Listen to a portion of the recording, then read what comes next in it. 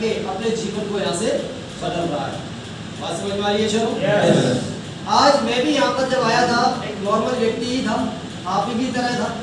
फर्क क्या है मुझ में आप में? मैं भी वहां से उठ के यहाँ तक आया, और कुछ फर्क है क्या? कहा जाता है अच्छा स्टूडेंट ही आने वाले टाइम में अच्छा टीचर बनता है। सुना ये बात आप लोगों ने? जब हम एक अच्छे स्टूडेंट होते हैं पढ़ते समय, तो आने वाले टाइम में अच्छे टीचर बन सकते हैं, नहीं बन सकते? लेकिन यदि कोई बच्चा पढ़ने में ढकोर है, स्कूल से बंक मार रहा है, स्कूल में जाता ही नहीं है, पढ़ता ही नहीं है, बताओ वो कभी कुछ बनेगा क्या? अरे वो टीचर छोड़ो चपरासी नहीं बनेगा। बात सही है?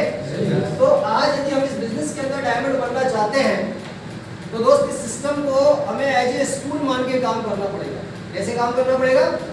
स्कूल मान के काम करना पड़ेगा। आज आपका बच्चा है मान लीजिए, और आपका बच्चा बहुत इंटेलिजेंट है आपकी नजर में, और आपको लगता है इसका माइंड बहुत तेज है, इसकी याददाश्त बहुत तेज है ना, और ये बहुत एक्टिव बंदा है।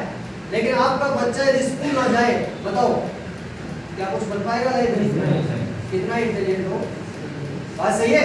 लेकिन यदि वो कम इंटेलिजेंट भी है ना, बुद्धि से थोड़ा सा कमजोर भी है, लेकिन यदि वो लगातार स्कूल में जा रहा है, लगातार एजुकेशन ले रहा है, लगातार शिक्षा ले रहा है, लगातार एक अच्छे गुरुओं के नीचे काम कर रहा है, तो बताओ आने वाले टाइम में कुछ काम कर जाएगा नहीं कर जाएगा? Yes yes. इसका एक छोटा जीता जागता है एग्जांपल मैं आपको बताता हूँ।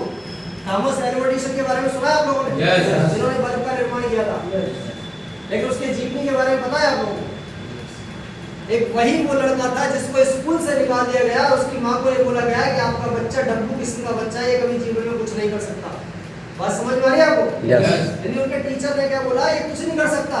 लेकिन वही व्यक्ति दुनिया का महान आविष्कारक बना, जिसके बैनर तले आज आप लोग जाने में बैठे हैं। तो स्कूल के टीचर बोल रहे हैं ये कुछ नहीं बन सकता, वो कितना बड़ा आविष्कारक बना। और बल्ब का ही निर्माण नहीं किया उसने, हजारों आविष्कार किए इस दुनिया के अंदर, थॉमस एल्वा एडिसन। तो आप और हम कभी कभार अपने आप को कमजोर भी महसूस करते हैं। मैं तो कम पढ़ा लिखा हूँ, मेरे तो बैकग्राउंड कमजोर है, मेरा तो परिवार गरीब है, मैं तो गरीब घर से हूँ, है ना, मेरे तो पीछे बैक सपोर्ट ही नहीं है, मेरे को तो बोलना ही नहीं आता, है ना, मेरे को तो लोगों को समझाना ही नहीं आता, मैं कैसे करूँगा? आता ही नहीं दिमाग। लेकिन दोस्त की गलत फहमी है, ठीक है? कोई भी व्यक्ति कमजोर नहीं, हर व्यक्ति को ऊपर वाले ने यूनिक बना के भेजा है। आप बताइए आपकी शकल का दुनिया में कोई मिलता है क्या?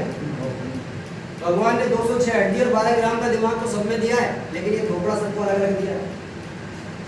समझ रहे हैं आप ये बात? जब इतनी यूनिक चीज आप लोगों को बनाई है ऊपर वाले ने, तो कुछ ना कुछ यूनिक आपके अंदर डाल के भेजा होगा कि नहीं भेजा होगा? लेकिन हम अपने आप को कमजोर महसूस करते हैं।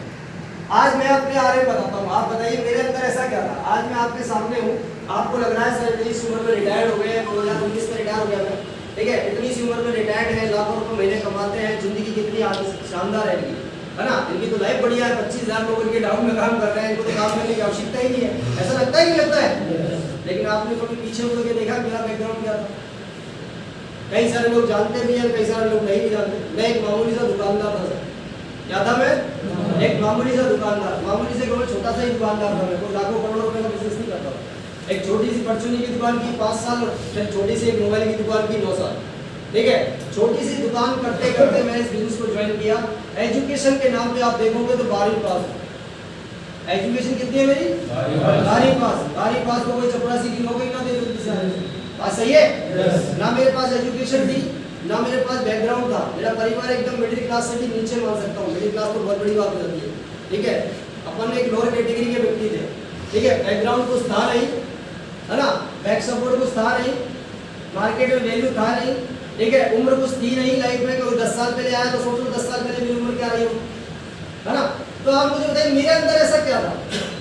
और सबसे बड़ी बात, गंगापुर का पहला स्टार्टर भी नहीं था, मेरे पहले कोई करता भी नहीं था। आप बताओ, अपने आप को सोच के देखिए, एनालिसिस करके देखो, जब आप इस गंगापुर के अंदर यदि आप ही को पहली बार किसी कोई बंदा आगे ज्वाइन कराए और गंगापुर में कोई बंदा काम नहीं कर रहा, दूर दूर तक कोई ये नहीं जानता कि सेल्फ शॉप नाम की कोई चिड़िया है, आप बताओ उस समय विश्वास करना कितना मुश्किल होगा? यस या नो? लेकिन उस समय भी हमने विश्वास किया और एक पॉजिटिव थॉट के साथ काम किया। और किस सोच के साथ काम किया कि कोई नहीं कर रहा, ये सबसे बड़ी बात है, मौका भगवान ने मुझे दिया। लोग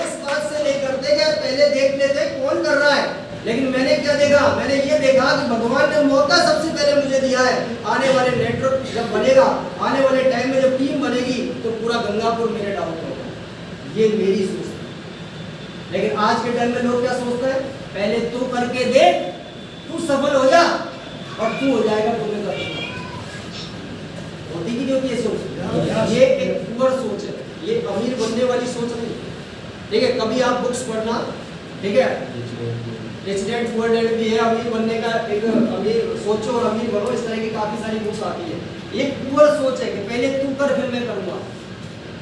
मैं एक बात जानता हूँ और मेरे गुरु ने मुझे एक ही चीज सिखाई कि लाइफ में कभी भी कुछ मौका मिले तो हमेशा पहल करने की कोशिश आप करना, हमेशा पहल करने की कोशिश करना किसी भी काम के अंदर।